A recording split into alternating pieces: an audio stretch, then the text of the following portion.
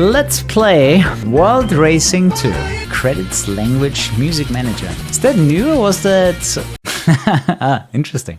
I'm not sure if that was available in the old one. Okay, let's hear it. I do remember her from my original playthrough of this game. So, new profile. Oh, dude, it uses my save file from my old game.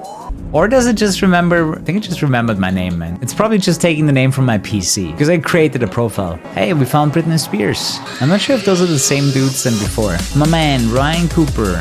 Yeah, oh, it's Steam name, that makes sense, I guess. Brake Assist off Arcade Plus. I wonder what that is. I still don't know what that is, or ASR. Aptitude.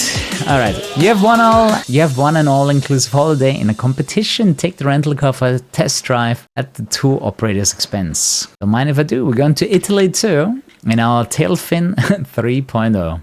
I can definitely tell that this is the beefed up version of the game. This looks way cleaner. You know, while you can get the non-optimized version somewhere out there, I think it's easier if you just buy it. I have no idea which cars are licensed back then and were licensed nowadays. I don't know if you know that Simpsons episode where Mr. Burns is basically hunting someone with the star on the front of the car. But whenever I have a car like this, I think of that cutscene. All licensed cars have been remodeled. Ah, that's what they did. Okay, so we were supposed to hit 1.17. Did it much better. The rental car company is extremely pleased that we returned the car in time.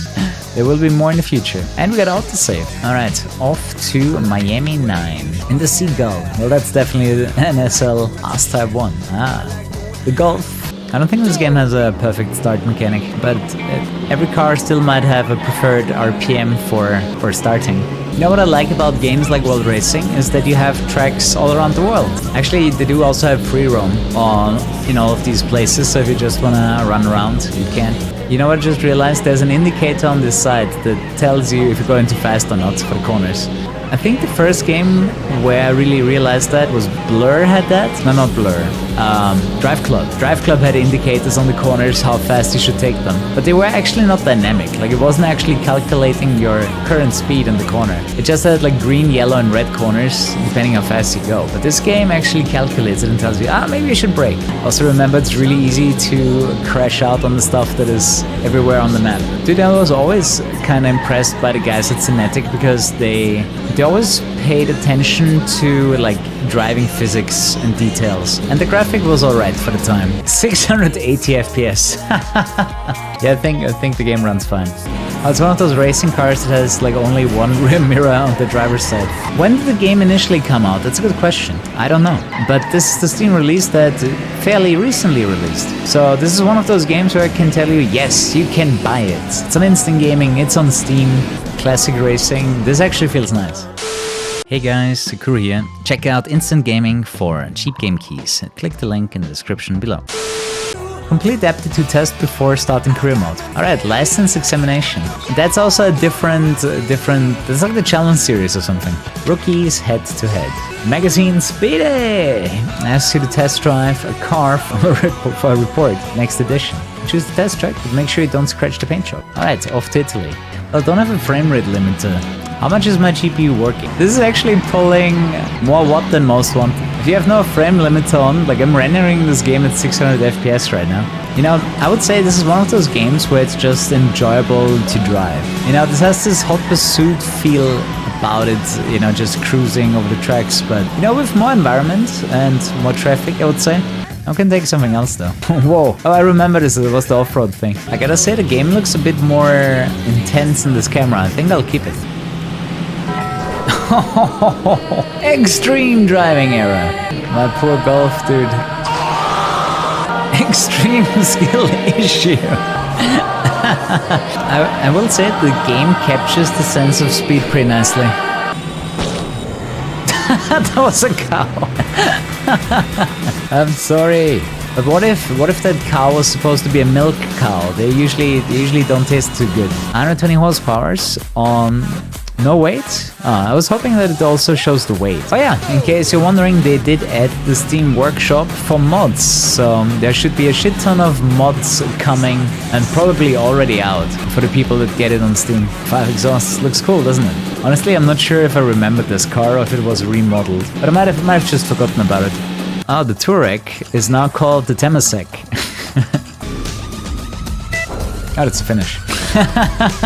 And the opponents are quite strong too. Like, look at this, they're all behind me. I'm getting hunted down by herds of gulls. Oh, here's a question for you, Silent. How much remodeling do you have to do to dodge copyright? Like, what if you just change the badges, right? Instead of the original badge, the car now has an unofficial badge. Is that enough? Dodge copyright and not having to acquire licenses for cars? I seriously don't think this is defined anywhere, right? There's no video game law that tells you, hey, the car has to be 5% different, however these percent are defined as. Some cars did get just that and it was approved. But who approves that? Like, who says, okay, your car is unreal enough to pass? Like, who decides those things? It still has polygons and will never look perfectly the same as the real life original. You can get really close. Who decides, like, this is too close to the real thing, so you have to pay for it? Or you just put a different name and a different badge on the car and all of a sudden it's not a Golf anymore, but a Haas. You know what I mean? Sit down! Points for drifting. Oh, okay, now we get a challenge too. Now we wanna drift while we're racing. There's 240 horsepower in there, what the hell? Yeah! See, this is what a realistic drift looks like. Unbound, EA, Criterion. Oh, great idea. EA hires Cinetic for their physics model for the next Need for Speed. So basically at the beginning when you start, that's called drift. But once you're locked into a certain angle and you keep going, you know, when you're drifting with power, that's a power, now was it power slide? You're sliding and you put down the power, then it's a power slide. Lots easy drifting. Guess we have another event called More Drifts. Okay, now we take the rally one. Ready to donate another? Join the game? Yeah. It's one of those classic racing games where you actually have satisfying handling models. And you get to play on tracks that you wouldn't be able anywhere else. You know, those are the two things that I like. Realistic driving, and you will be able to... Wait, do I have another lap? I thought it's over! Realistic driving, and you get to drive on cool, imaginative tracks.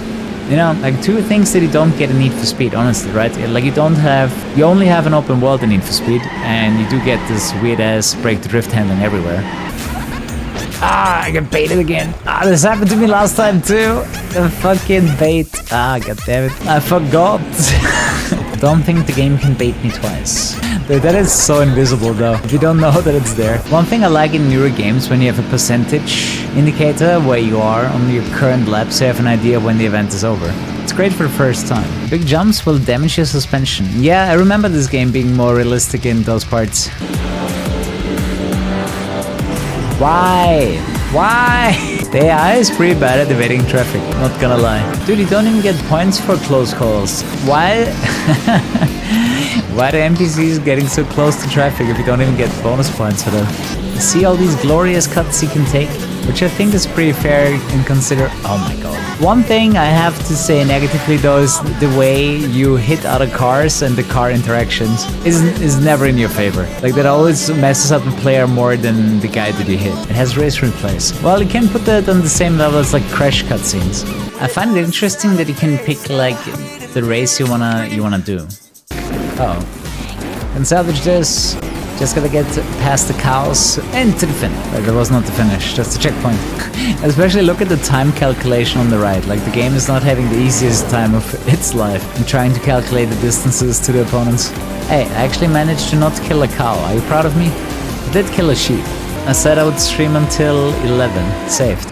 Yeah, there we go. Another thing that you can't do in Need for Speed or Forza, if your car is sideways, you actually can't get back on your wheels. I mean, this is one of those, you know, price to performance games where you just get a lot of game for your money. You're not even gonna pay $10, and you get this game plus the entire modding community behind it, which is actually quite big.